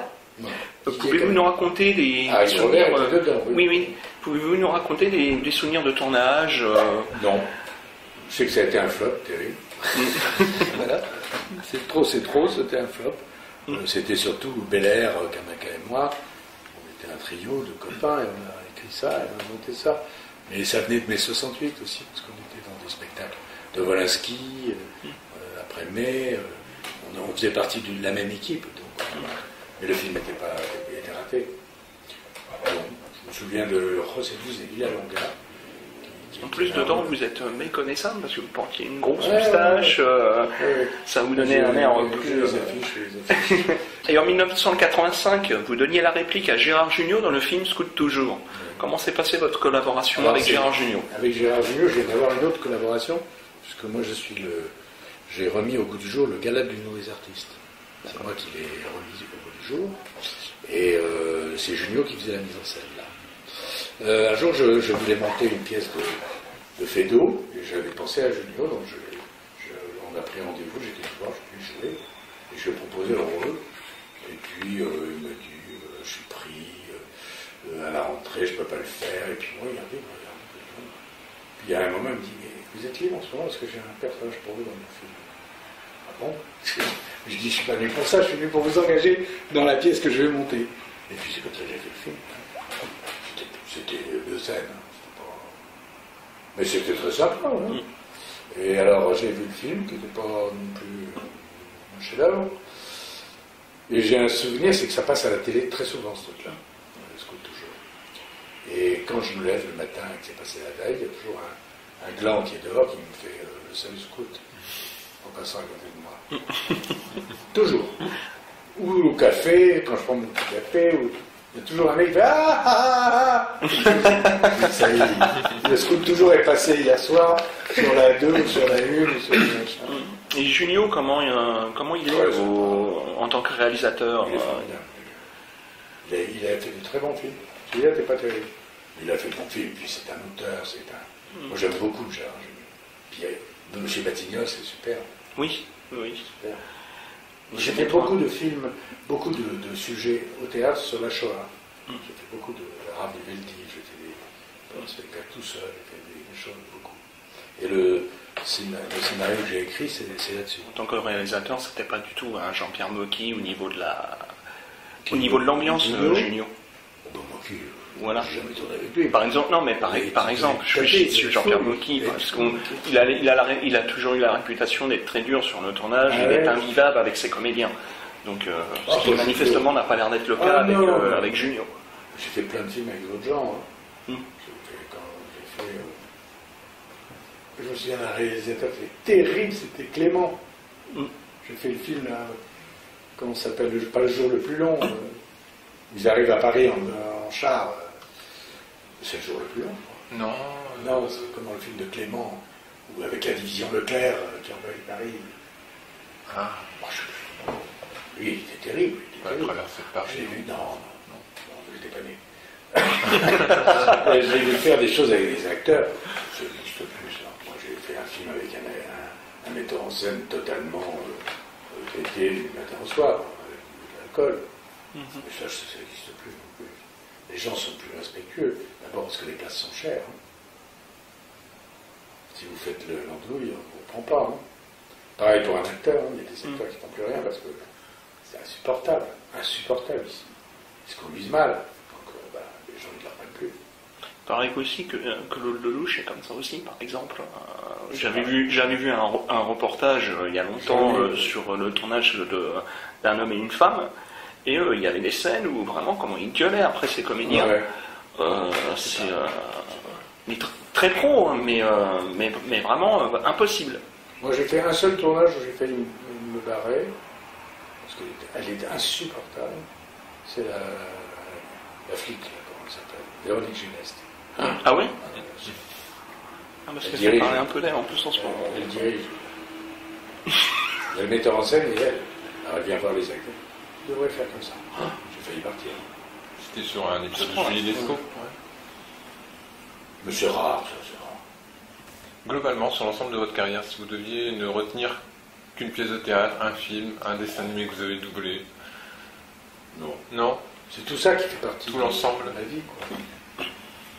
Mais j'hésite maintenant quand un casting m'appelle ou quand quelqu'un veut me prendre, de lui montrer un CV.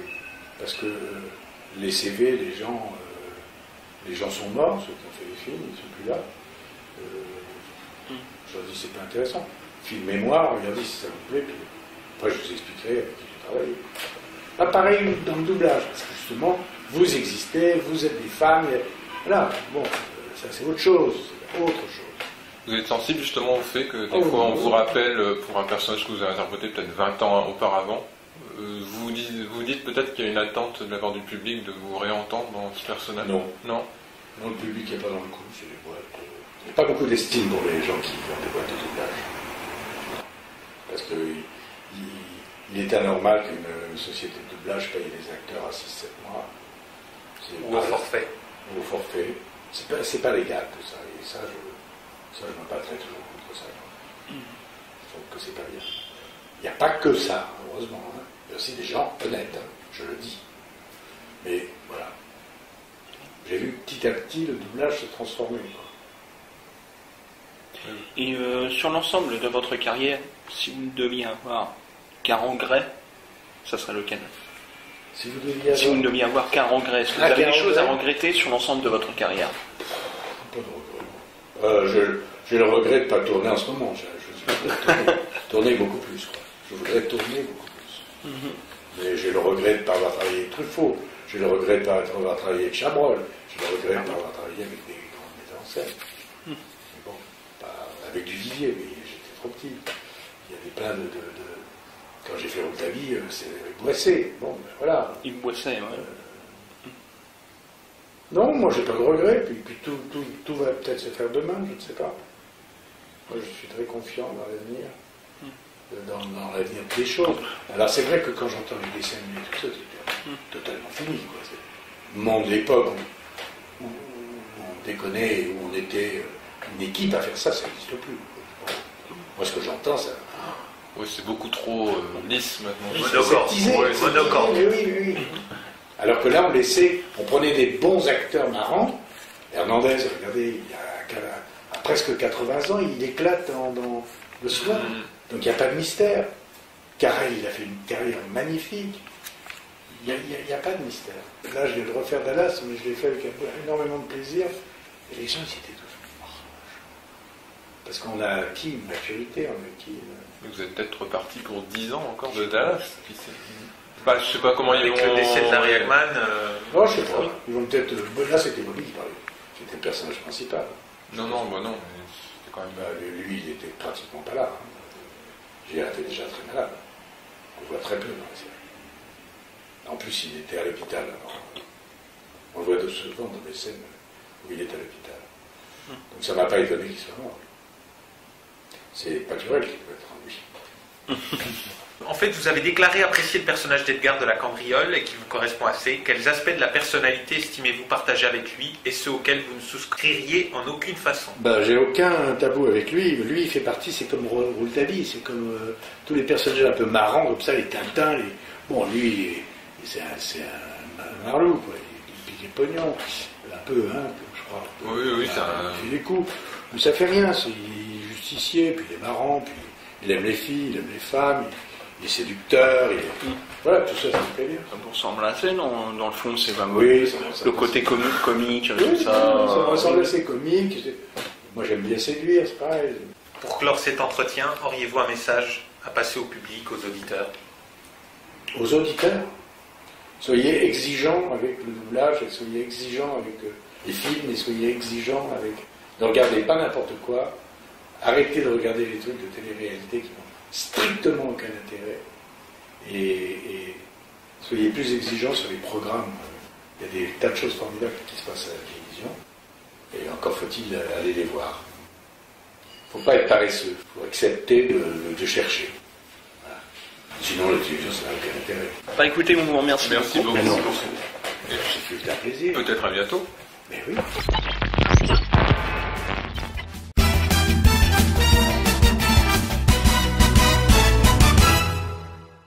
La Voix des Héros numéro 32, c'est fini. On espère que vous aurez passé un agréable moment avec nous et Philippe Auguste, qu'on remercie encore de s'être prêté au jeu de notre émission. Je vous propose de nous retrouver très bientôt pour de nouvelles aventures. En attendant, restez fidèles à la musique. À très vite. Sans cheval, courant au galop, sans épée, sans lasso, sans œil noir et sans grand chapeau, c'est pourtant moi qui suis le héros. Sans gros bras, sans coup de taureau, c'est pourtant moi qui suis le héros. Je séduis et je rassure, et de Dunkerque à Menton, chacun suit mes aventures comme un feuilleton. Sans cheval, courant au galop, sans épée, sans lasso, sans œil noir et sans grand chapeau, c'est pourtant moi qui suis le héros. Rien qu'avec des moyens légaux, je viens à bout de tous les escrocs. Tous les bandits m'abominent, mais jusque dans l'Illinois, la veuve et son orpheline n'ont Dieu que pour moi. Sans cheval, courant au galop, sans épée, sans lasso, sans œil noir et sans grand chapeau, c'est pourtant moi qui suis le héros. Sans un cri, sans un mot de trop, on parle de moi dans les journaux. Partout je suis populaire, et de Quimper à Moscou, chez les héros mes confrères, je fais des jaloux. Sans cheval, courant au galop, sans épée, sans lasso, sans œil noir derrière un bandeau, je ferai pourtant peur à Zorro. Sans gros bras et sans grand chapeau, c'est pourtant moi qui suis le héros. Je sais bien que c'est rigolo, mais pourtant c'est bien moi le héros. Je sais bien que c'est rigolo, mais pourtant c'est bien moi le héros. Je sais bien que c'est rigolo, mais pourtant c'est bien moi le héros.